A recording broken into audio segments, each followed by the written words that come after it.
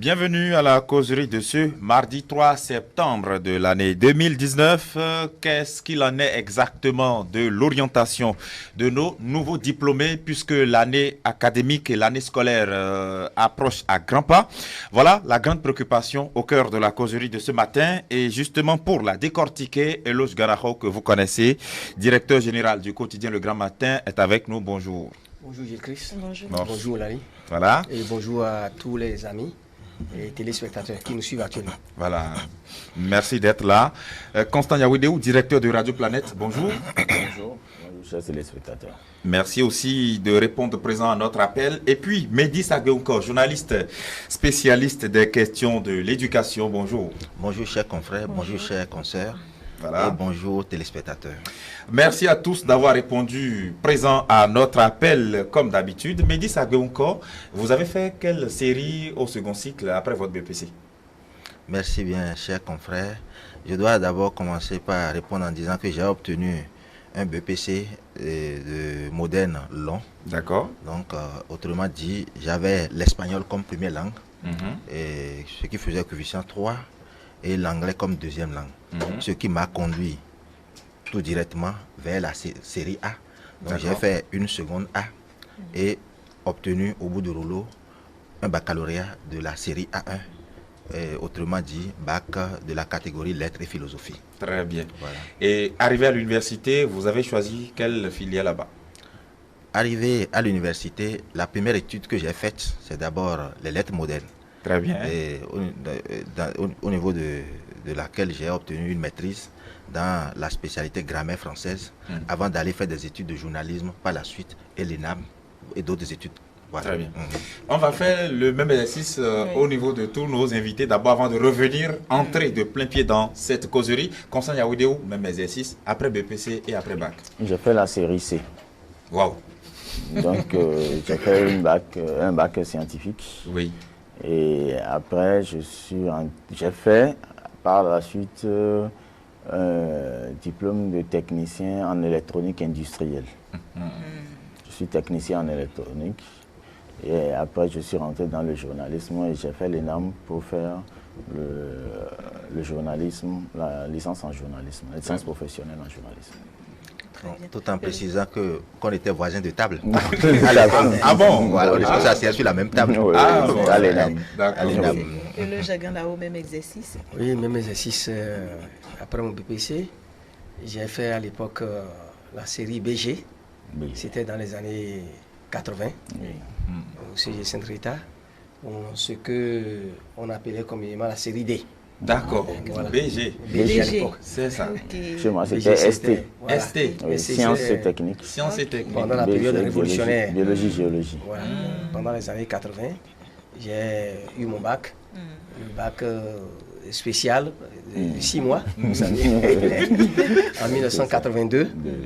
J'ai fait la formation militaire, il faut que je le dise, parce que c'était obligatoire à l'époque. En 1982, j'ai fait la formation militaire. Nous étions dans la période révolutionnaire. Révolutionnaire, au camp Ouida.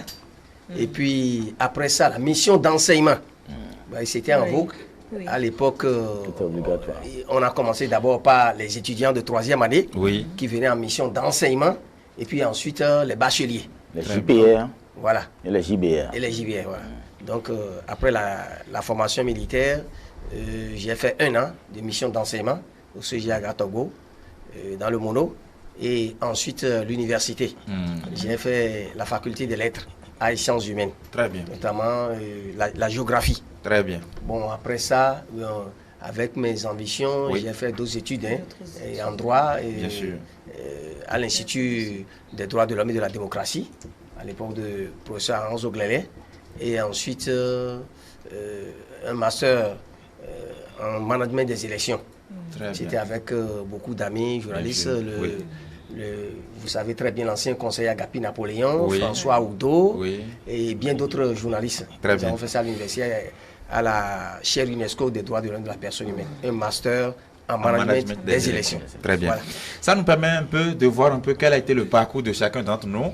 Et vu notre position, on ne pourra pas s'adonner à cet exercice, mais croyez-moi, on a aussi nos parcours, quoique peut-être jeunes par rapport à vous sur ce plateau. Alors, est-ce que vous avez l'impression, autant que vous êtes, qu'aujourd'hui, lorsqu'on finit d'obtenir son diplôme et qu'on est peut-être élève dans la fleur de l'âge, aujourd'hui, même très jeune déjà, on a le BEPC, avez-vous l'impression, je commence par vous, Eloge Gandaro, que les apprenants savent exactement quelle est leur destination en matière de choix de série? Non, ce n'est pas toujours le cas. Il y a des apprenants, n'est-ce pas, qui s'orientent bien, qui font un choix rationnel et durant tout le parcours, n'est-ce pas, on se rend compte que c'est bon, ils arrivent à tenir, n'est-ce pas, ils arrivent à bien travailler et chaque fois, les succès viennent sanctionner, n'est-ce pas, ce parcours-là. Mais il y a des apprenants qui s'orientent très mal. Et je dirais en clair que pendant longtemps, cela ne relevait que de la responsabilité des apprenants. C'est clair.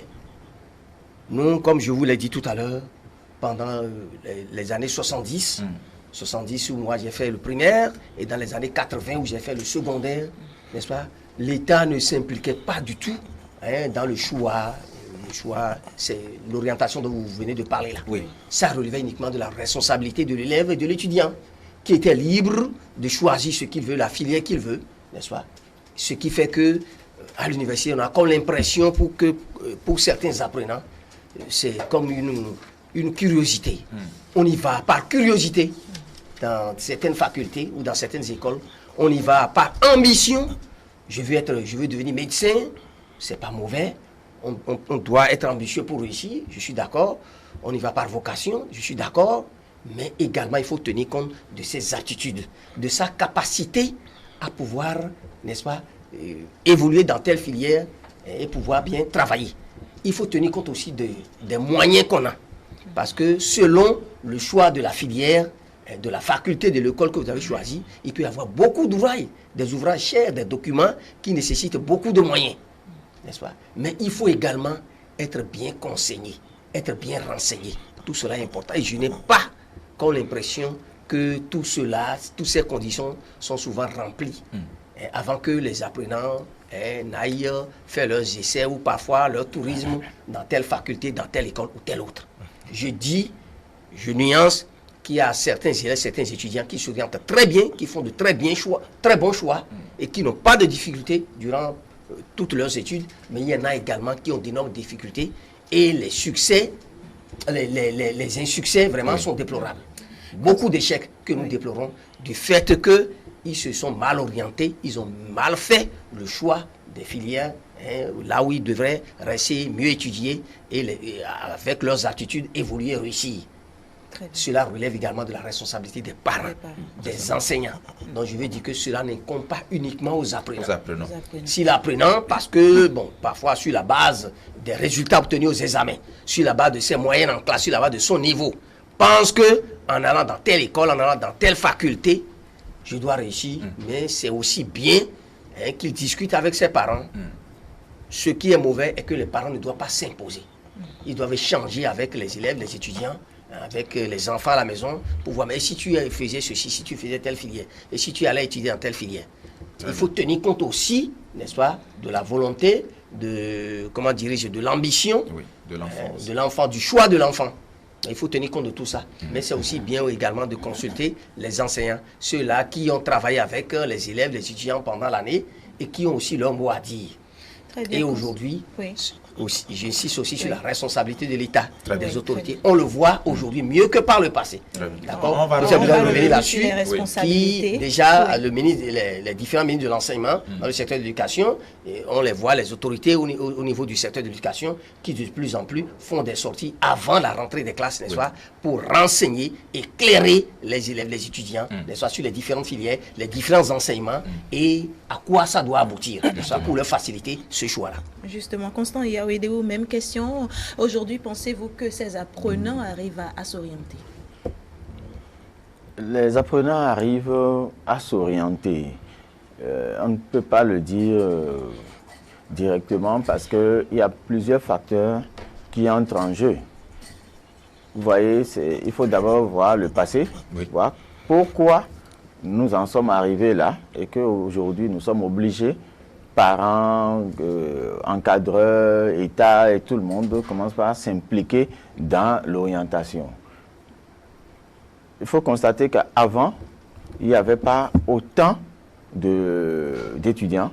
Il y avait beaucoup de possibilités à l'université. Mais même si vous prenez telle filière et que vous échouez, vous pouvez aller dans d'autres filières. Il y avait ces facilités-là. Qui fait que les parents n'ont pas vu, même l'État n'a pas vu que c'est quand même une perte de temps et une mauvaise manière d'orienter les étudiants en les laissant choisir leur filière. Il y a aussi que une part de responsabilité au niveau des parents qui sont naïfs et qui décident à la place de l'intelligence des enfants, ce que l'enfant doit faire. Mon enfant doit être docteur, mon enfant doit être ci, mon enfant doit être ça. Ça là aussi a beaucoup joué parce qu'il y a beaucoup de facteurs à ce niveau.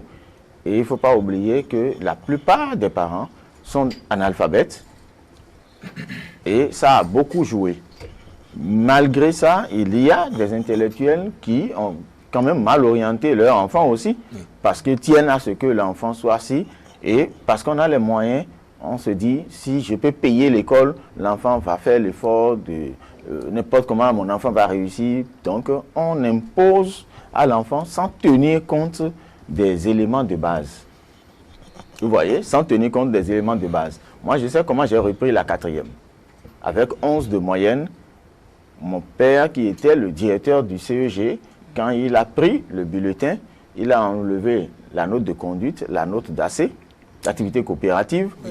Il a enlevé la note de sport, il a calculé et il est resté le jour-là. Il a demandé au professeur principal, dès qu'on a dit Constant Yaouidéou, il dit emmenez-moi ce bulletin-là. Il a pris bic rouge, il a mis redouble. J'étais à côté de la salle, parce qu'on attendait de servir les professeurs à la fin du conseil. Oui. C'est comme ça que j'ai repris ma 4e. Avec 11,02 de moyenne, il m'a fait échouer. Il est le directeur du CEG de Corbeil. Donc c'est comme ça que j'ai repris la 4e. Donc vous voyez de quoi il s'agit. Oui. Tous mes frères qu'il a encadrés ont fait la série A. À part l'aîné qui a vite quitté, qui a fait la DA au pied. Il a dit, lui, je ne l'oriente pas, je le laisse pour voir ce qu'il va faire. Je me suis retrouvé après en C. Vous voyez. Donc, c'est pour dire qu'il y a un exercice qui doit se faire à la base et avec les parents. Parce que si on laisse l'élève, l'élève est obligé de choisir. Il regarde parce qu'il a eu la chance en 3e de se retrouver en mathématiques et un peu en biologie. Il dit, je vais faire la D. Alors qu'il pouvait faire facilement la C. Il y a eu un peu de pagaille et en physique, ça n'a pas marché. Donc, l'enfant même se donne l'orientation. Or, c'est même depuis la 6e qu'on doit commencer déjà par sentir quelle filière l'enfant peut faire après la 3e et jusqu'à chose, parce qu'il y a des écoles internationales, quand vous devrez vous inscrire en première année, on vous demande les bulletins depuis la 6e jusqu'en terminale. C'est pour vous dire, monsieur, vous ne pouvez pas aller choisir une autre filière, ce n'est pas votre filière. Donc, c'est ce travail qui a manqué pendant longtemps. Et comme à l'université, il y avait beaucoup de possibilités, oui. Quand ça ne marche pas ici, bon, on va là-bas. En ce moment-là, les étudiants n'étaient pas, combien, 60 000 ou 90 000. C'était à peine 1500 étudiants, c'était à peine 3000 étudiants. Et c'est cette habitude-là que nous avons laissé évoluer, qui a fait que quand on s'est retrouvé devant le nombre d'étudiants aujourd'hui, le problème commence par se poser. Et l'autre dimension est que le marché de consommation de ces diplômés ne correspond plus vraiment parce que tout le monde voulait être accordé et tout le monde voulait être docteur. Voilà qu'il y a plus de docteurs à l'extérieur que sur le territoire national finalement. C'est ça. Mehdi Sabé-Onkor, tout à l'heure, les deux précédents intervenants ont souligné les différents aspects qui sont liés aux différents choix qu'opèrent ces apprenants-là, qui forcément n'opèrent pas à la fin de bons choix. Mais on voit parfois aussi des apprenants qui, par camaraderie, par snobisme, se disent « Bon, on a tout le temps fait la troisième ensemble, nous sommes des copains. Bon, ok, ils ont décidé de faire la D, allons faire la D. » Est-ce que ces différents facteurs-là aussi ne contribuent pas à la fin à des taux d'échec aux différents examens de fin d'année aussi? Bien sûr, en matière d'orientation, il y a 2 erreurs à ne pas commettre. Oui. La première qui est du côté de l'apprenant et la seconde du côté des parents. Ce qui est du côté de l'apprenant en termes d'erreurs à éviter, c'est le choix par suivisme ou par snobisme. J'ai eu à faire la classe antérieure avec tel camarade, on est admis ensemble, donc on a eu le bac ensemble, il a voulu s'inscrire en sciences économiques, il faut que moi-même j'aille en sciences économiques pour qu'on continue d'être sur la même table. Oui. Ça c'est une erreur parce que vous n'avez pas les mêmes potentialités, vous n'avez pas les mêmes capacités, vous n'avez pas les mêmes ambitions. Seconde erreur qui est du côté des parents, c'est la culture de l'hérédité dans le choix de l'orientation des enfants. Le père est médecin et souhaite que l'un de ses enfants devienne médecin. Le père est magistrat ou avocat et attend d'avoir son garçon aîné devenir avocat. Ça peut prospérer comme ça peut ne pas prospérer. Parce que du moment où le père est médecin, lui il a su devenir ce qu'il est sur la base de ses aptitudes, parce qu'à un certain moment, il s'est avéré qu'il est excellent en sciences naturelles, en sciences physiques, en mathématiques, ce qui lui a permis d'avoir un parcours facile. Mais aujourd'hui, si le don de l'enfant n'est pas à ce niveau, que si c'est dans les matières littéraires, et que dès la classe de seconde, l'enfant commence à tituber, à avoir des difficultés dans les matières scientifiques, à force d'insister pour dire il faut que tu continues pour devenir médecin, à force d'insister ou bien à force de vouloir faire le forcing, l'enfant soit risque arriver en terminale d'avoir des difficultés à avoir le baccalauréat, ou bien soit de ne plus l'avoir. Finalement, c'est que c'est la mauvaise orientation du parent qui a contribué à égarer l'enfant. Donc ça fait partie vraiment des 2 erreurs à ne pas commettre. Maintenant, lorsqu'on parle de l'orientation en milieu scolaire, c'est que le problème commence déjà à se poser dès l'obtention du CEP, du certificat d'études primaires. Que par exemple un enfant obtienne le CEP et que les parents décident de l'envoyer au Prytanée militaire, l'enfant passe le concours, il remplit les conditions, il est déclaré admis, et il commence la 6e au Prytanée militaire, c'est déjà une orientation. Oui. Bon, que les parents décident de l'inscrire dans une formation professionnelle pour qu'il passe, après 3 ans, un CAP, certificat d'aptitude professionnelle en comptabilité, pour aller faire une classe de seconde G1, G2, G3 et avoir bac G. C'est également une orientation. Et ça a été déjà décidé dès la classe de 6e, et dès l'obtention du CEP. Comme l'orientation peut également se décider après l'obtention du BPC, où le parent, ou d'initiative, l'enfant peut suggérer à ses parents qu'on l'inscrive dans un lycée technique pour aller apprendre l'hôtellerie, le tourisme. Après le BPC, il y a de ces écoles, de ces formations qui existent. Oui, oui. C'est également une orientation. 3e niveau d'orientation, après le baccalauréat, où il existe la possibilité d'aller s'inscrire en faculté ou dans une école, ou de faire double inscription selon ses ambitions, selon ses intentions. Donc voilà un peu cela, comment ça se présente, pour dire que la question de l'orientation relève aussi bien de la responsabilité des parents, de l'apprenant, s'il atteint déjà l'âge de la majorité, parce que c'est ce que dit la loi d'ailleurs. L'article 55 de la loi numéro 2003-17 du 11 novembre 2003 portant orientation de l'éducation nationale en République du Bénin, en son article 55, qui attribue cette responsabilité aux parents, à l'enfant, tout en précisant que quand l'enfant est devenu majeur, on doit vraiment tenir compte de son opinion pour l'orienter, et également de la responsabilité de la communauté scolaire et éducative. Mais c'est à ce niveau que se pose vraiment le problème. Parce que si on lit cette disposition de la loi, beaucoup plus en son alinéa 3, il est dit que les enseignants doivent également contribuer à l'orientation de leurs enfants, des apprenants.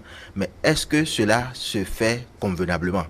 Parce que déjà, ça veut dire qu'il faut que les enseignants en situation de classe trouvent des moments de temps en temps pour faire certains débats, pour attirer l'attention des apprenants sur ce sujet, mais c'est tout comme si le souci de vite terminer les programmes fait parfois que cet aspect est occulté, raison pour laquelle il est important d'appeler les enseignants à de temps en temps ne trouver que 10-15 minutes de façon sporadique pour mener ce débat, pour dire vous êtes maintenant dans telle série, voici les débouchés qui s'offrent à vous. Si vous commettez l'erreur de vous aventurer sur telle piste, ça peut marcher, mais vous courez tel risque et en ce moment-là, vous aurez de retard sur votre promotion.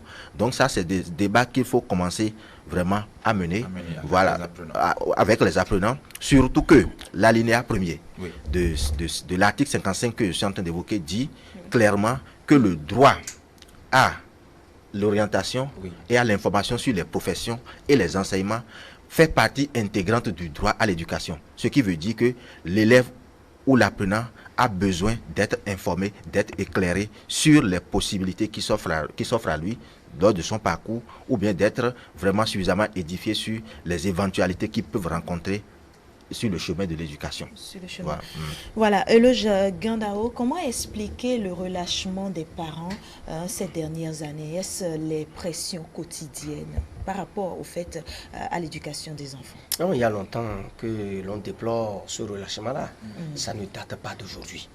Je viens de vous dire que pendant longtemps, il a laissé libre choix à l'enfant d'aller s'inscrire dans la faculté qu'il veut, ou selon ses ambitions, d'aller postuler pour tel concours ou tel autre, telle école pour écouter, parce qu'il veut être médecin, parce qu'il veut être ingénieur, en ceci ou cela, parce qu'il veut être professeur de droit, avocat ou ceci, cela.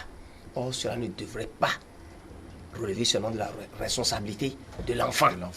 Parce qu'il peut aussi faire un choix juste par innocence. Il peut ne pas vraiment comprendre tous les contours de ce choix-là. Voilà, nous comprenons que certains parents, comme l'a souligné tout à l'heure Constant Yawedéou, l'analphabétisme, c'est là un facteur qui explique aussi la situation, ce phénomène-là, n'est-ce pas? Certains parents analphabètes n'ont rien à dire. L'enfant vient leur dire, écoutez, si je vais dans telle école, c'est bon pour moi, si je m'inscris dans telle faculté. Donc, libre choix à l'enfant de faire ce qu'il veut. Par ignorance, les parents n'ont pas leur mot à dire.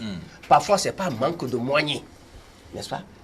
Les parents sont conscients que si mon enfant, s'il fait telle école, telle faculté, ou selon les résultats qu'il a, s'il s'inscrivait dans telle école ou dans telle faculté, vraiment, ça va être bon, son avenir sera radieux. Mais par manque de moyens, on dit, écoutez, nous n'avons pas les moyens. Choisis ce que tu peux, ce que tu veux, et on verra le reste. C'est un problème.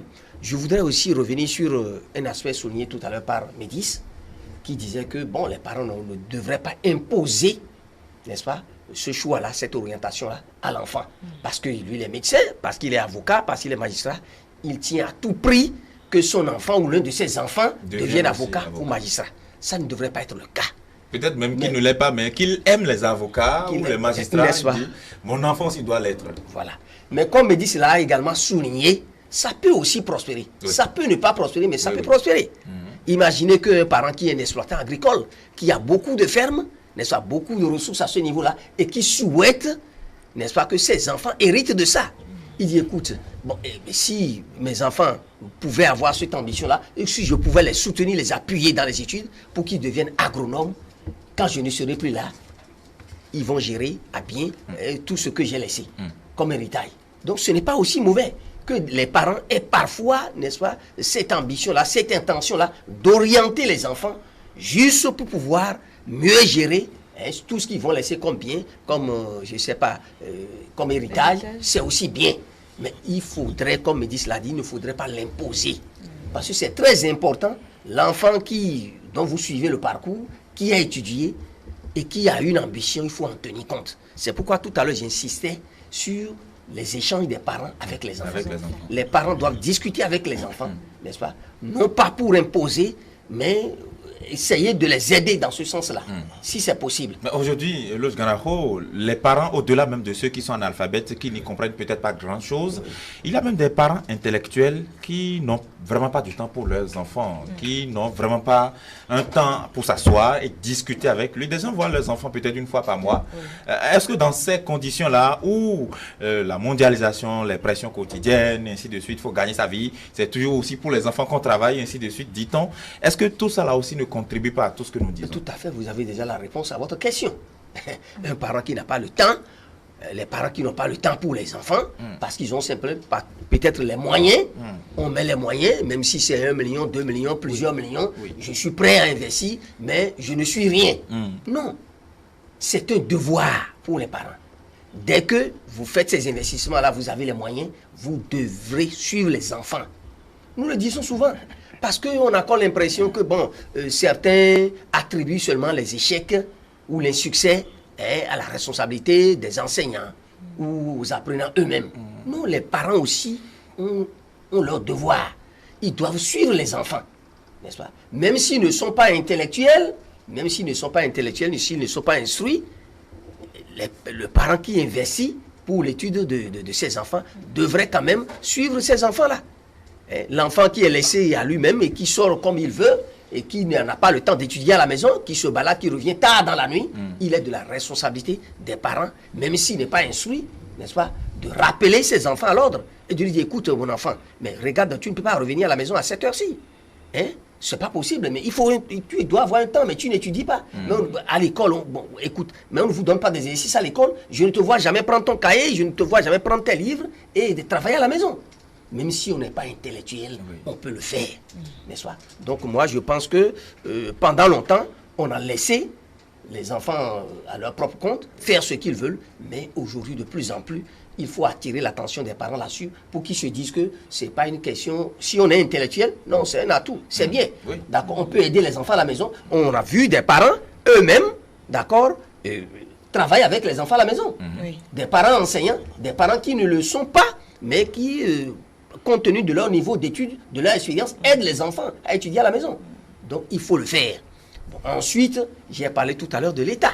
Je vous ai dit que pendant longtemps, l'État, c'était, écoutez, vous y allez quand vous voulez. Et on voit les étudiants aller par curiosité, par essai. On va s'essayer, dans telle faculté, quand ça ne marche pas, on change de faculté. Quand ça ne marche pas, on va ailleurs. Banalement, des étudiants sans avoir carriéristes. Des étudiants carriéristes, mais qui sont beaucoup plus doués dans les mouvements universitaires, dans les troubles et dans les grèves. Et qui deviennent les grands doyens des étudiants. Je crois que c'est une situation que nous déplorons. Donc, je dis qu'il faut le souligner. De plus en plus, on ne l'a pas vu il y a encore 10 ans, 15 ans, 20 ans, mais je suis en train de me rendre compte que dans le cadre des réformes en cours dans le secteur de l'éducation, je vois des autorités universitaires, je vois des autorités dans le secteur de l'éducation sortir, pas à la rentrée, mais bien avant la rentrée, n'est-ce pas, rencontrer, faire des séances avec les étudiants, avec les nouveaux bacheliers, avec les brevetés, pour leur expliquer l'importance de l'orientation, pour leur faire comprendre que le choix ne se fait pas au hasard, sur un coup de tête, mais il faut tenir compte de ses aptitudes, des moyens à pouvoir, de ses capacités à pouvoir travailler dans telle école, dans telle faculté.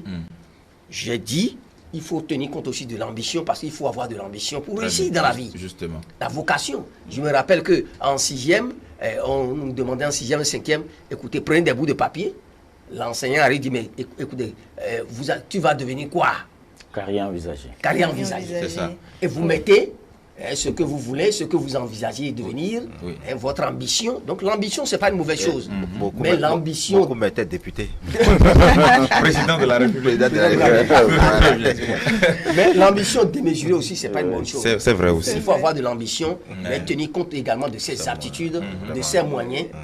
Et puis le rêve, c'est bon. Il faut rêver, il faut aussi rêver pour réussir dans la vie. Constant Yaouédéou, au-delà du suivi des parents, il y a également la responsabilité des enseignants, comme vient de le dire Lodj Gandao. Comment est-ce que ces enseignants peuvent aider ces apprenants à mieux s'orienter? Oui, parce que on le constate aujourd'hui dans les écoles privées, les écoles privées qui se prennent vraiment au sérieux. Je ne veux pas catégoriser, sinon il y a une catégorie que nous connaissons où ils ne blaguent pas parce que ils sont d'abord en dehors même de l'éducation académique, ils font l'éducation morale et autres. Donc on sent beaucoup plus cette manière de suivre les enfants chez eux et ça a commencé par évoluer. Beaucoup ont commencé par copier ça et tel que je l'ai dit, déjà on oriente les enfants en seconde, déjà ça se fait dans ces établissements-là où on ne prend pas dans les séries les enfants n'importe comment, venant de la troisième, on leur impose, moi par exemple pour aller, je devrais aller dans une série scientifique, mais c'est Madame Grisoni qui, ascenseur du lycée au fond, qui m'a dit c'est la C, il fait. C'est elle qui a imposé la C, sinon c'était entre la D et la C. Je savais que ça devait être scientifique, mais c'est elle qui a dit ça. Monsieur Awidéou, c'est en C que vous allez. Selon vous, quelles sont ces bases sur lesquelles c'est... Oui, c'est sur la base du bulletin qu'elle a étudié et qu'elle a choisi. Bon, il y avait le rang aussi qui montrait que la moyenne n'était pas au hasard, sinon on ne pouvait pas occuper cette position-là.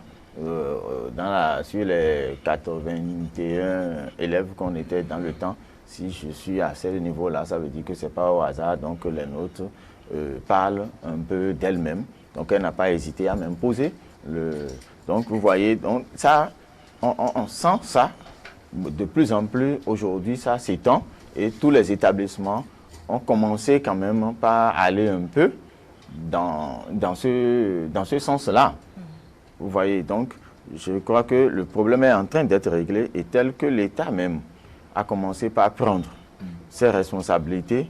Et les responsables de l'éducation ont commencé par prendre leurs responsabilités. Et aujourd'hui, quand vous n'avez pas le BEPC, vous ne pouvez pas faire le baccalauréat.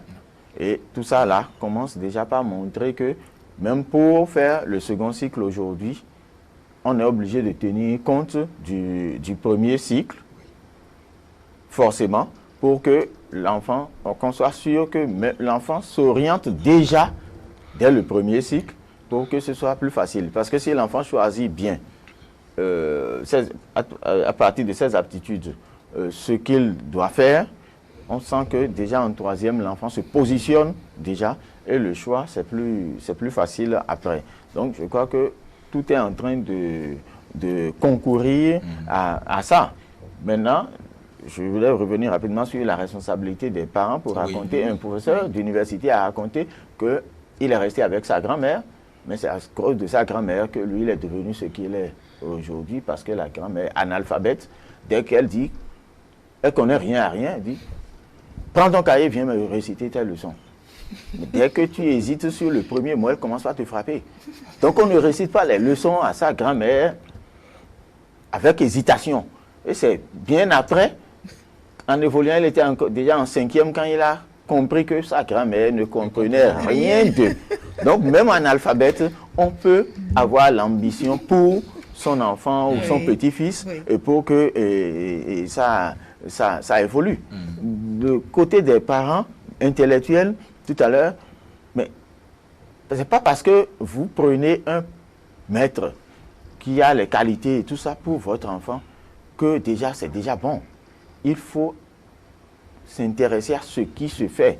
Un parent, un jour, quand il s'est intéressé à ce que l'enfant fait, parce qu'il n'a jamais le temps, il est toujours en désavion, mais il a demandé à la maman de renvoyer le professeur parce que le professeur n'est pas en train d'apporter de plus à l'enfant.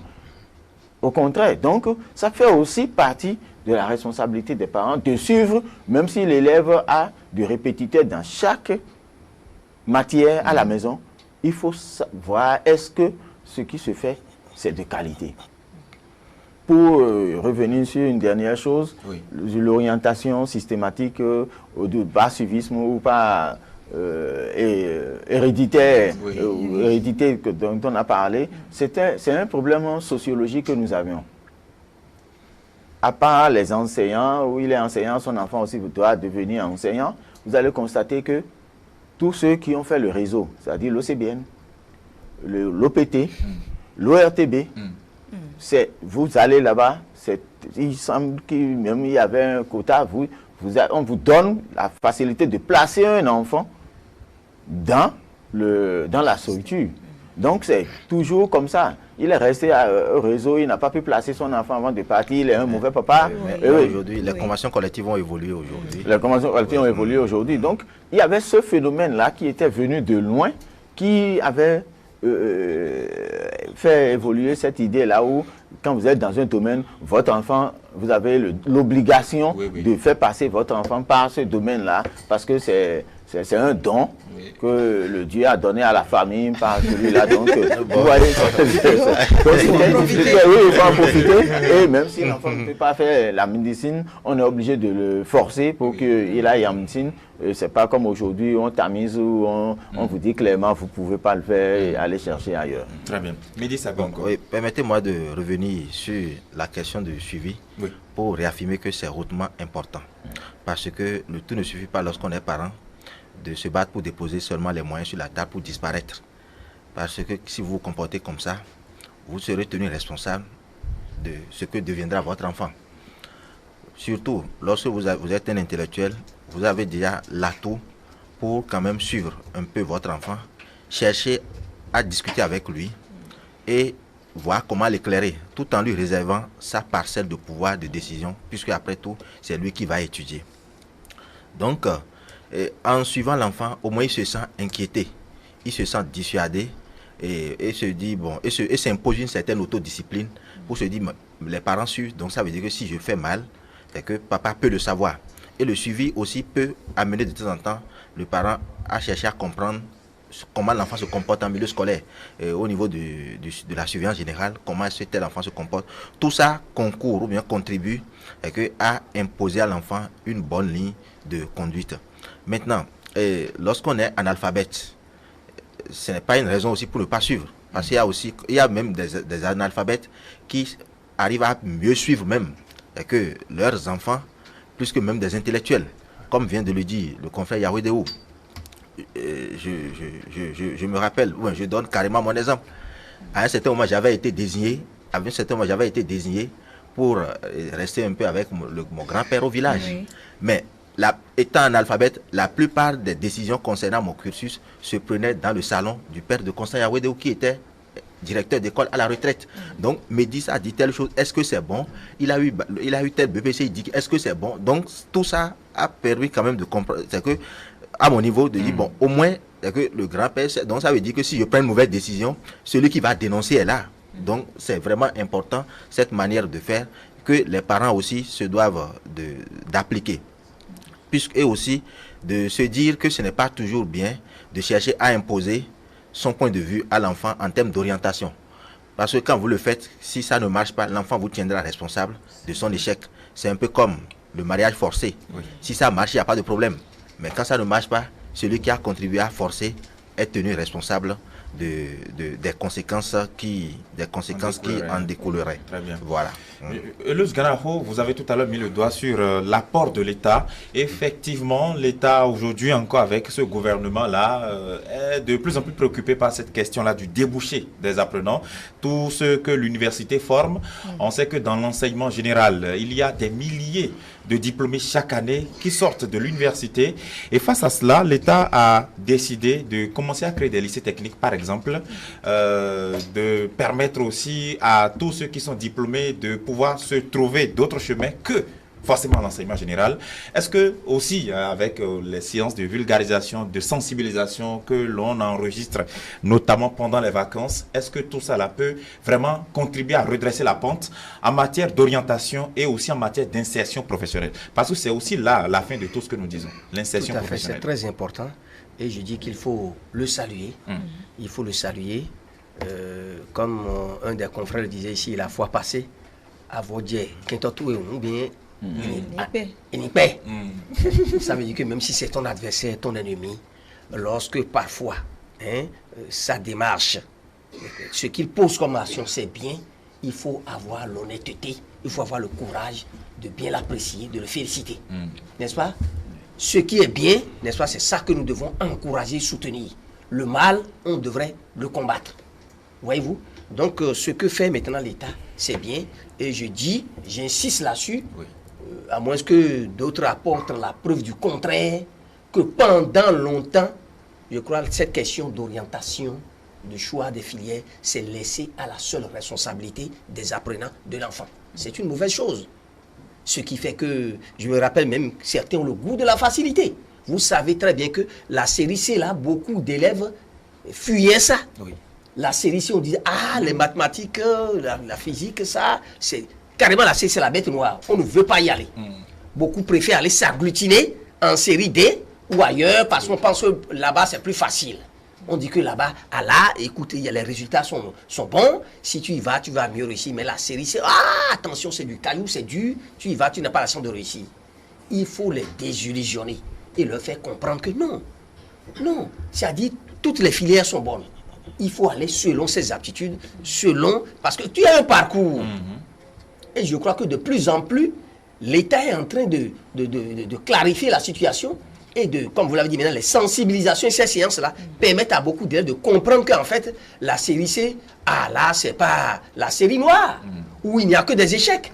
Et de plus en plus, vous voyez les élèves, garçons comme filles, aller s'inscrire en C.